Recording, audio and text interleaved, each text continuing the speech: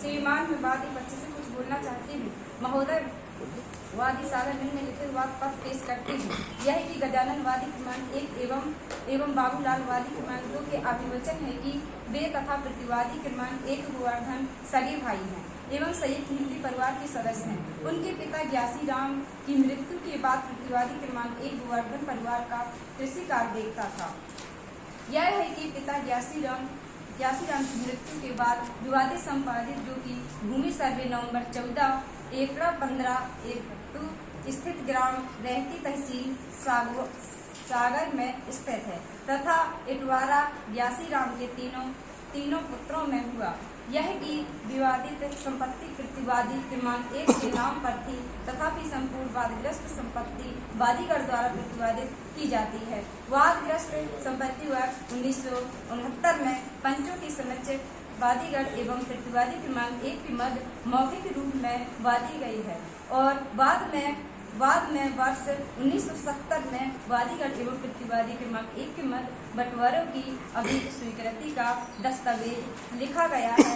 यह है कि मौखिक बंटवारे के बाद अधिपत्र में भी प्रतिवादी क्रमांक 1 के बाद विवादित भूमि में कोई अधिकार नहीं है। यद्यपि प्रतिवादी क्रमांक 1 में प्रतिवादी क्रमांक 2 प्रकाश चंद्र को दिनांक 15/1/1992 को विवादित भूमि का रुजू कर दिया, किंतु प्रतिवादी क्रमांक 1 के द्वारा प्रतिवादी क्रमांक 2 का पक्ष में निष्पादित विफल पत्र वैध नहीं है एवं संव्यवहार प्रभाव में एवं शून्य है। यह है कि यह दावा श्रीमान के क्षेत्राधिकार में होने के कारण श्रवण हो गया है। वादीगढ़ को पक्ष में प्रतिवादी के विरोध में यह घोषित किया है कि विवादग्रस्त संपत्ति का भूस्वामी एवं विक्रय पक्ष दिनांक 15/1/1992 शून्य एवं अप्रभावी है। यह कि प्रतिवादी को वादग्रस्त भूमि पर वादीगढ़ का अधिपत्य में कोई हस्तक्षेप करने से रोका जाए। महोदय, मैं वादीगढ़ की तरफ से कुछ साक्ष्य प्रस्तुत करना चाहती हूँ। वादी गजानन बसिए साक्ष्य फर्स्ट एवं बाबूलाल बसिए साक्ष्य 2 ने अपने कथनों में कहा है कि वादग्रस्त भूमि उनके एवं प्रतिवादी क्रमांक फर्स्ट के संयुक्त हिंदू परिवार की संपत्ति थी।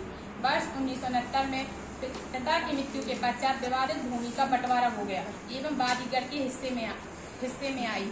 इस संबंध में वर्ष 1970 में बंटवारे की अभिस्वीकृति विलेख प्रादस्पी फर्स्ट लिखा गया। बंटवारे के बाद वादग्रस्त भूमि उनके कब्जे में आई। वादी गजानन बसिए साक्ष्य फर्स्ट ने अपने प्रति परीक्षण में यह स्वीकार किया है कि उसके 2 भाई और हैं जो प्रकरण में पक्षकार नहीं है एवं वादग्रस्त भूमि के अलावा सभी भाइयों के पास 25 एकड़ भूमि है जो संयुक्त रूप से सभी भाइयों के द्वारा खेती की जाती है। वादीगढ़ की ओर से अभिस्वीकृति विलेख प्रादस्पी फर्स्ट के लेखक रमेश बसिए साक्ष्य 3 का परीक्षण कराया गया है, जिसने कहा है कि दस्तावेज प्रादस्पी फर्स्ट दस्तावेज के पक्षकारों के निर्देशानुसार लिखा गया है। वादीगढ़ की ओर से वर्ष 1965 से वर्ष 1969 के खसरा पंचशाला प्रादस्पी की प्रमाणित प्रति प्रस्तुत की गई है, जिसमें वादग्रस्त भूमि प्रतिवादी क्रमांक फर्स्ट के नाम भूस्वामी एवं आदित्यधारी के रूप में दर्ज है। वादी ने पटवारी प्रतिवेदन की प्रमाणित प्रति प्रादस्पी 3 भी प्रस्तुत किया है, जो उसके द्वारा तहसीलदार को वर्ष 1992 में दी गई थी तथा पटवारी द्वारा स्थल निरीक्षण के समय तैयार किए गए। पंचनामा प्रादस्पी 3/4 की प्रमाणित प्रति एवं राजस्व निरीक्षक के द्वारा भूमि के सीमांकन के संबंध में दिए गए। प्रतिवेदन की प्रमाणित प्रति, जिसमें राजस्व निरीक्षक ने वादग्रस्त भूमि पर वादीगढ़ का अधिकतर होना दर्ज किया है, प्रस्तुत किया है।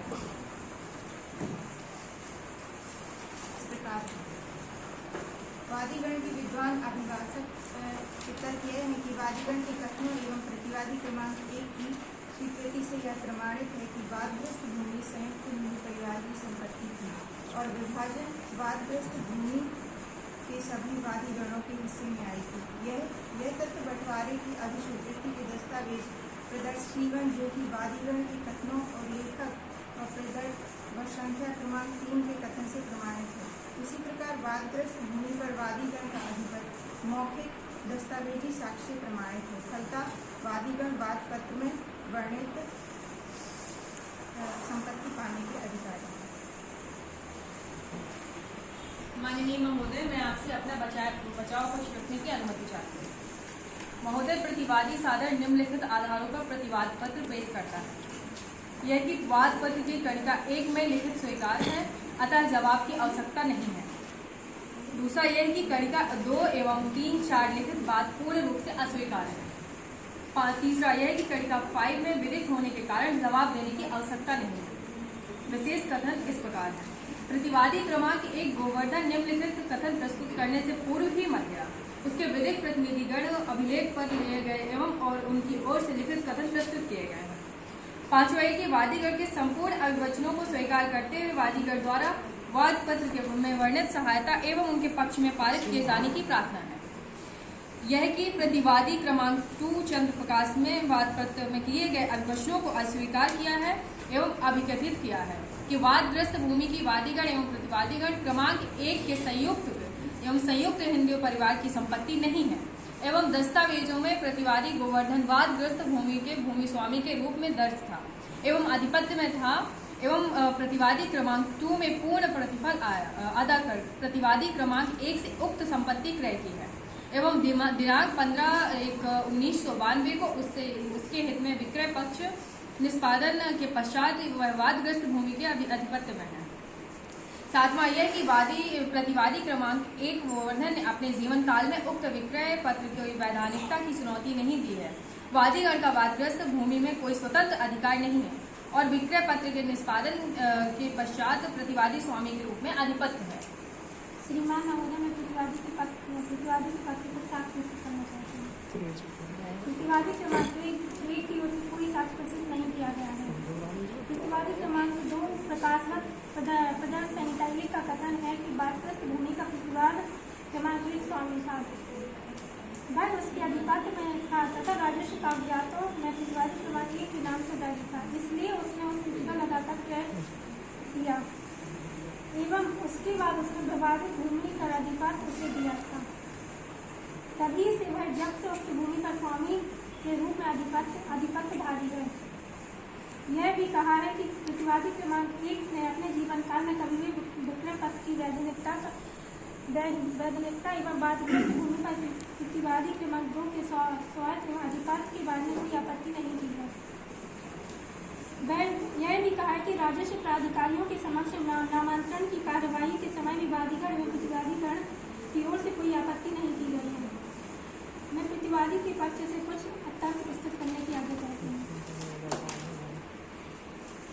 महोदय, वादी पक्ष ने स्वीकार किया है कि वादग्रस्त संपत्ति वादीगण की संपत्ति ज्ञासीराम की इनकी मृत्यु के पश्चात वादीगण को प्राप्त थी।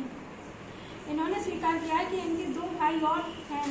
इन्होंने इस प्रकरण में पक्षकार नहीं बनाया है तथा वे दोनों भाई इस प्रकरण के आवश्यक पक्षकार हैं। अतः यह मामला आवश्यक पक्षकार का संयोजन का है, अतः दावा खारिज करने की योग्य है।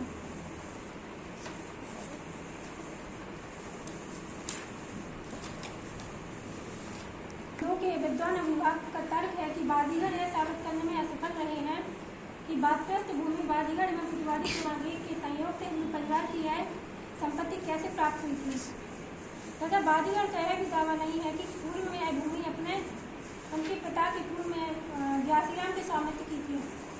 संयुक्त हिंदू परिवार के में नाम से क्रय की गई है, प्रतिवादी क्रमांक 1 से क्रय की गई है। यह भी तर्क दिया है कि वादीगण का पूरा मामला मिथ्या एवं मनगढ़ंत है। बंटवारे का दस्तावेज प्रदर्श की क्रमांक 1 में मिली विभक्त वादीगण द्वारा तैयार किया गया है, जहाँ तक प्रतिवादी क्रमांक 1 के विधिक प्रतिनिधिगण द्वारा लिखित कथन में की गई स्वीकृति का प्रश्न है, उसका कोई भी महत्व नहीं है क्योंकि वह स्थापित विधि है। प्रत्यार्थी क्रमांक 2 के विद्वान अधिवक्ता ने यह भी तर्क दिया है कि वादीगण द्वारा स्पष्ट नहीं किया गया कि अन्य 2 भाइयों को संयुक्त हिंदू परिवार का सदस्य क्यों नहीं दर्शित किया गया एवं विवादित संपत्ति ने उनके हिस्से का निर्धारण क्यों नहीं किया और अन्य संयुक्त हिंदू परिवार की संपत्ति का बंटवारा क्यों नहीं किया। वादी क्रमांक फर्स्ट गजानन और वादी क्रमांक सेकंड बाबूलाल का भाई है और अकेला प्रतिवादी क्रमांक फर्स्ट गोवर्धन संयुक्त परिवार की संपत्ति को बेचने का अधिकारी नहीं है। अतः विक्रय पत्र दिनांक 15/1/1992 को निरस्त किया जाए अथवा वादी के पक्ष में फैसला किया जाए।